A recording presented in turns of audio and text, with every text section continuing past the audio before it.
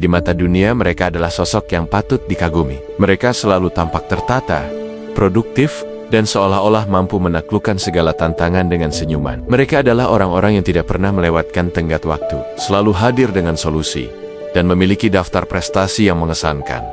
Mereka adalah definisi dari kesuksesan dan kompetensi. Namun, di balik fasad kesempurnaan yang mereka pancarkan, seringkali tersembunyi sebuah realitas yang jauh lebih kompleks dan menyakitkan. Sebuah perjuangan internal yang intens, sebuah badai emosi yang bergejolak di balik permukaan yang tenang.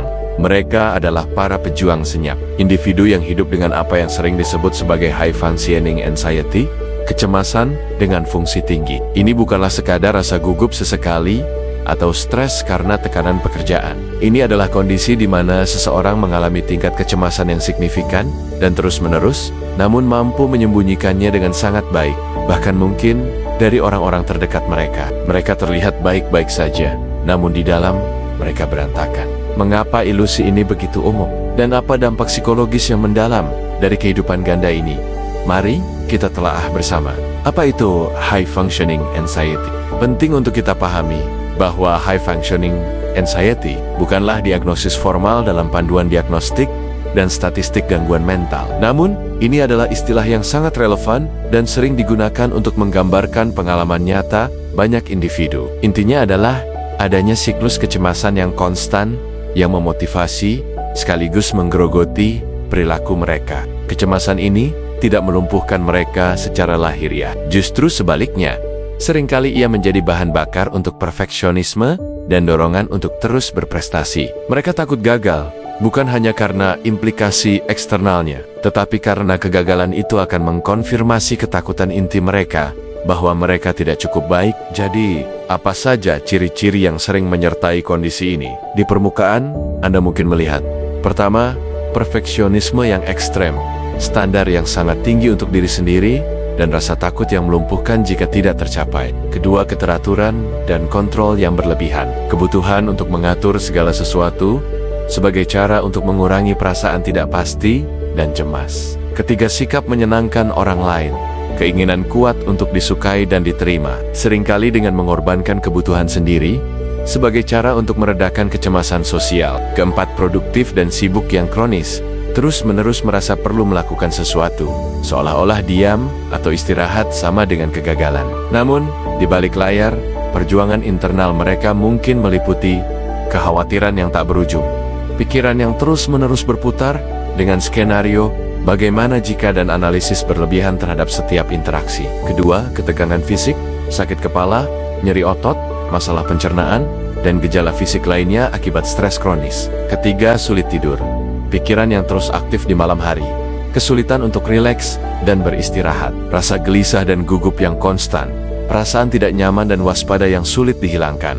Mengapa mereka jadi seperti ini? Mengapa seseorang mengembangkan pola high functioning anxiety ini? Jawabannya multifaktorial, melibatkan interaksi kompleks antara faktor genetik, lingkungan, dan pengalaman hidup. Pertama, pengalaman masa kecil, tumbuh dalam lingkungan yang penuh tekanan, kritik berlebihan, atau kurangnya kasih sayang tanpa syarat, dapat menanamkan rasa tidak aman dan keyakinan bahwa penerimaan harus diperoleh melalui prestasi. Anak-anak ini belajar bahwa nilai diri mereka bergantung pada apa yang mereka lakukan, bukan siapa mereka. Kedua, tekanan sosial dan kultural.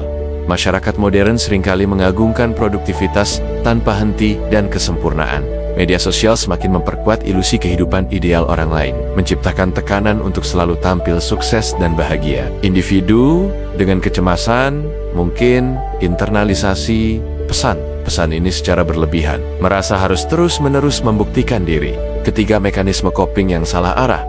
Perilaku seperti perfeksionisme dan people pleasing awalnya mungkin berfungsi sebagai cara untuk mengatasi rasa cemas. Dengan mencapai standar tinggi, mereka mungkin mendapatkan pujian dan validasi yang sementara waktu meredakan kecemasan. Namun, seiring waktu, mekanisme ini menjadi maladaptif, justru memperkuat siklus kecemasan itu sendiri. Mereka terjebak dalam lingkaran tanpa akhir, di mana mereka harus terus-menerus membuktikan diri untuk menenangkan rasa takut mereka. Keempat, ketakutan akan kelemahan. Dalam budaya yang seringkali meremehkan kerentanan, individu dengan high functioning anxiety mungkin mengembangkan ketakutan yang mendalam untuk menunjukkan kelemahan atau meminta bantuan. Mereka percaya bahwa menunjukkan bahwa mereka sedang berjuang akan membuat mereka dinilai negatif atau dianggap tidak kompeten. Jadi, mereka menyembunyikan perjuangan mereka di balik topeng kesuksesan. Meskipun dari luar tampak sukses, kehidupan dengan high functioning anxiety memiliki dampak tersembunyi yang signifikan dan seringkali merusak. Harga yang mereka bayar di balik layar sangatlah mahal, terutama kelelahan emosional. Terus-menerus menyembunyikan perasaan cemas dan mempertahankan fasad kesempurnaan membutuhkan energi mental yang luar biasa. Ini dapat menyebabkan kelelahan emosional yang mendalam, membuat mereka merasa kosong, mudah tersinggung, dan kehilangan minat pada hal-hal yang dulunya mereka nikmati. Kedua, isolasi dan kesepian. Meskipun mereka mungkin dikelilingi orang, mereka seringkali merasa terisolasi karena takut untuk menunjukkan diri mereka yang sebenarnya. Mereka merasa tidak ada yang benar-benar mengenal mereka di balik topeng yang mereka kenakan. Rasa takut akan kerentanan mencegah mereka untuk membentuk hubungan yang otentik dan mendalam. Ketiga, risiko gangguan kesehatan mental lainnya. Kecemasan kronis yang tidak ditangani dapat meningkatkan risiko berkembangnya gangguan kesehatan mental lainnya, seperti depresi, gangguan obsesif-kompulsif atau OCD, dan bahkan penyalahgunaan zat sebagai mekanisme coping yang tidak sehat. 4. Kehilangan keaslian diri. Hidup yang didedikasikan untuk memenuhi ekspektasi eksternal dapat membuat mereka kehilangan kontak dengan diri sejati, nilai-nilai, minat, dan kebutuhan mereka yang sebenarnya. Mereka mungkin merasa seperti hidup dalam peran yang terus-menerus mereka mainkan, tanpa benar-benar tahu siapa diri mereka di baliknya. Kelima, penurunan kualitas hidup. Meskipun mereka mungkin mencapai banyak hal secara eksternal, kurangnya kedamaian batin dan kebahagiaan yang tulus secara signifikan menurunkan kualitas hidup mereka secara keseluruhan. Mereka mungkin merasa seperti berlari di atas treadmill, mencapai banyak hal, namun tidak pernah merasa benar-benar puas atau bahagia. Jika Anda mengenali beberapa tanda ini dalam diri Anda atau orang yang Anda kenal, penting untuk diingat bahwa Anda tidak sendirian dan ada jalan menuju pemulihan. Langkah pertama adalah kesadaran dan penerimaan. Mengakui bahwa apa yang Anda alami adalah nyata dan valid. Berikut beberapa langkah awal yang bisa Anda ambil. Pertama, berbicaralah dengan orang yang Anda percayai. Membagikan beban Anda dengan seseorang yang Anda percaya dapat memberikan perspektif baru dan dukungan emosional. Kerentanan bukanlah kelemahan, tetapi kekuatan untuk terhubung dengan orang lain secara otentik. Kedua, prioritaskan perawatan diri yang sebenarnya, bukan sekadar me time yang dangkal, tetapi aktivitas yang benar-benar mengisi ulang energi mental dan emosional Anda. Ini bisa berupa tidur yang cukup, olahraga teratur, meditasi, menghabiskan waktu di alam, atau melakukan hobi yang Anda nikmati. Ketiga, tetapkan batasan yang sehat. Belajarlah untuk mengatakan tidak pada tuntutan yang berlebihan dan lindungi waktu dan energi Anda. Jangan merasa berkewajiban untuk selalu menyenangkan semua orang. Keempat, fokus pada proses, bukan hanya hasil. Alihkan fokus Anda dari perfeksionisme yang melumpuhkan kepenghargaan terhadap upaya dan proses belajar. Ingatlah bahwa kegagalan adalah bagian alami dari pertumbuhan. Kelima, pertimbangkan bantuan profesional.